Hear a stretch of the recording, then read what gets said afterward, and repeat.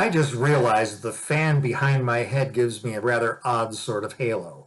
So I think the Rate My Skype room is definitely going to be heading south on me at this point in time. However, here's an excerpt from In Plain Sight.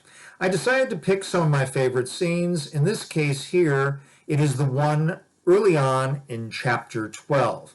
Now, to give you a little backstory, this is the Tuesday after Michaelmas. The Bingley / Fitzwilliam party have landed at Netherfield, but Richard Fitzwilliam is out riding. He's been trapped inside of Netherfield with Caroline Bingley for a full day. Elizabeth Bennet is on her way back to Longbourn along the Mimram River Road. She had been up on top of Oakham Mount, but had been forced by weather to come down a different way. She has rendered as much aid as she can to the convict she discovers laying in the ditch adjacent to the road, between the road and the river itself. So this is the first encounter between Richard Fitzwilliam and Elizabeth Bennet, found in chapter 12 of In Plain Sight. Oh, and by the way, I'm going to be looking down this way so that I can read the script. Richard Fitzwilliam burst from the tree line and onto the road. He hauled his steed's head to the side to point the beast down the way toward the nearby town. Imperator snorted his derision at the idea that he, a highly trained warhorse capable of galloping across pockmarked battlefields, would be content to canter along a country lane. Although both stallion and rider were 5 years removed from Europe's conflicts, the pair enjoyed charging through their Derbyshire neighborhood. Here, in more sedate Hertfordshire, after a day-long rainstorm, man and beast had released their respective housebound blues through a blood-pumping early morning gallop. Their cross-country bolt from Netherfield's manor house led them across drying fields, over hedgerows, and along the shoulder of as fine a bit of elevated terrain as Richard had seen throughout his former career. Damn me, but Wellesley would have adored that crest. He would have had command of the entire river valley. 3 batteries would control every compass point. Of course, several braces of 18-pounders equipped with shrapnel's explosive apples likely would not have deterred Fitzwilliam's latest nemesis, or rather her latest assaults on his sensible nature. That was why Richard had resolved to put as much of Hertfordshire between Miss Bingley and his unshackled leg as he possibly could. Yesterday had been an unmitigated agony as he found himself trapped in Netherfield's precincts, after he, Bingley, Miss Bingley, and the Hursts had arrived mid-morning at Charles's leased estate. Even in the rain, the 20-odd miles of good road between Grosvenor Square and Meryton made for a short trip. Barely 4 hours after abandoning Darcy House's gilded district, Bingley and his guests were left to their own devices, denied full use of Netherfield's recreations by the unrelenting downpour. The ginger-haired lady's best efforts to ingratiate herself with Fitzwilliam had tested the limits of his endurance. Thankfully, the rain had abated overnight, and he had been able to ride out before dawn to dash his frustrations onto the fields, stiles, and hedges that divided the countryside. Richard rested his gauntlets on his buckskin-covered thighs and gave voice to the source of his frustration. "Oh, Mr. Fitzwilliam, to whom do you write? Oh, Mr. Fitzwilliam, how elegant and even is your penmanship! Oh, Mr. Fitzwilliam, please convey my best wishes to dear Georgiana. Oh, Mr. Fitzwilliam, do you believe your mother, the Countess, would condescend to visit Netherfield if we can promise her a suitably attended house party? Oh, Mr. Fitzwilliam."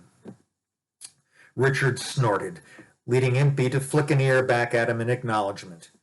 "You think to mollify me by offering non-committal agreement?" Richard shot at the back of his horse's head. "Would that we could exchange shoes, me for your iron, you for my leather, for just a day. I would pay a penny to the Pope to watch you try to stay clear of Caroline Bingley's social climbing clutches. That is a problem you have never had to face, my amorous hoofed friend. I seriously doubt there's ever been a lady mare or a gentle filly who thought to refuse you. I am sure that you are thoroughly convinced that every one of them is expecting your addresses. Since we returned from India, you have spent far too much of your time being pursued around Pemberley's meadows by every mama in the stable. It is giving you a big head, I tell you. Perhaps we should consider finding you a billet on the next transport to Uxbridge's Heavies. You and your oversized ego would fit perfectly underneath one of that policed and plumed bunch's oversized arses. Imperator turned his well-shaped head back toward his rider. Never his master, for horse had only consented to bear man's weight out of compassion and not out of compulsion, until one large brown orb glinted in Fitzwilliam's view. Then Impey simply rolled his eye, telling Richard that he, once again, had overlarded the pudding with his threats. The Mount knew that, just as he would carry none other than Fitzwilliam until, in his age, he would gallop off to the high country where Sleipnir ruled over the equine Valhalla, so too never could the soldier bear to ride another in his string if Imperator was fit and ready for duty. They were mated for the life of one or the other. A hoof pawed the road surface. He was anxious to return to the estate's warm stable for a straw and curry brush rub-down administered by Fitzwilliam before the man turned him into his stall for a bucket of warm mash and a few wrinkled apples delivered from the kitchens to sweeten his morning meal. Richard understood his impatience. His own stomach growled its discontent. He tightened his knees and tapped the animal's ribs with his boot heels. Impey's great legs began to eat up the furlongs as Richard gave him his head.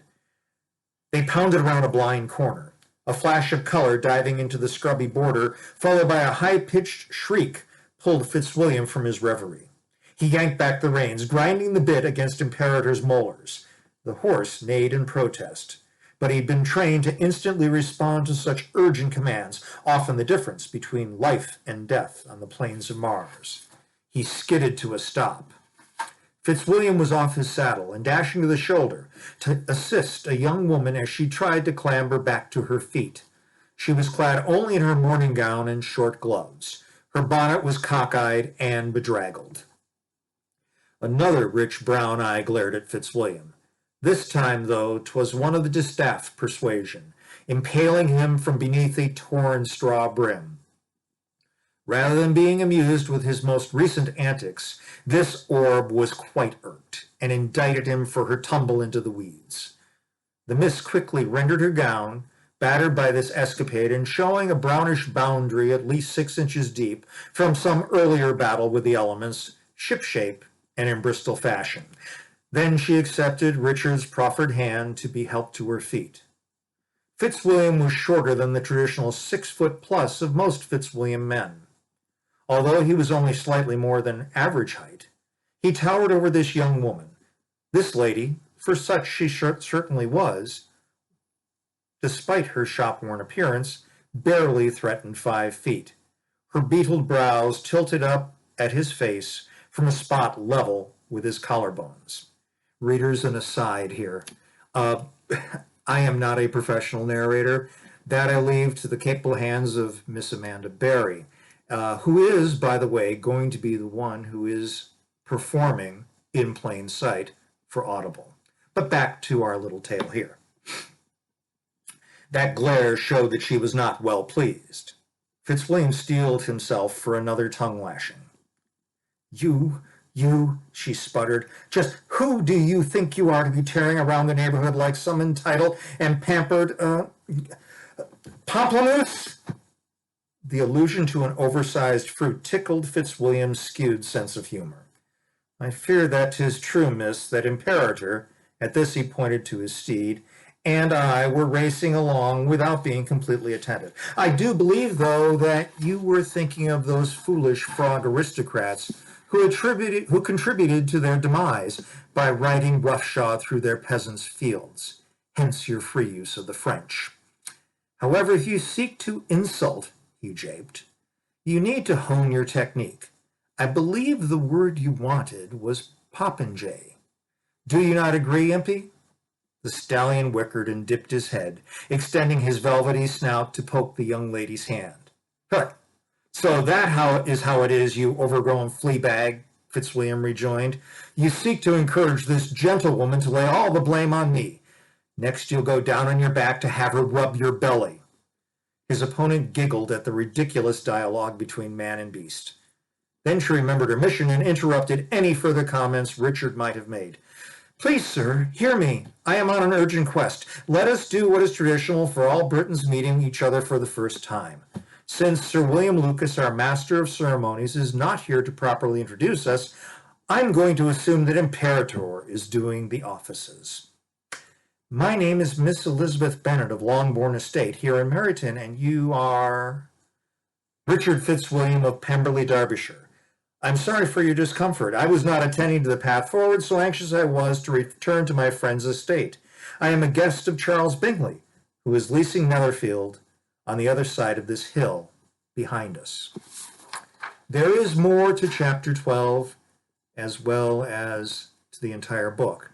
The rest of chapter 12 explores the rescue of the convict.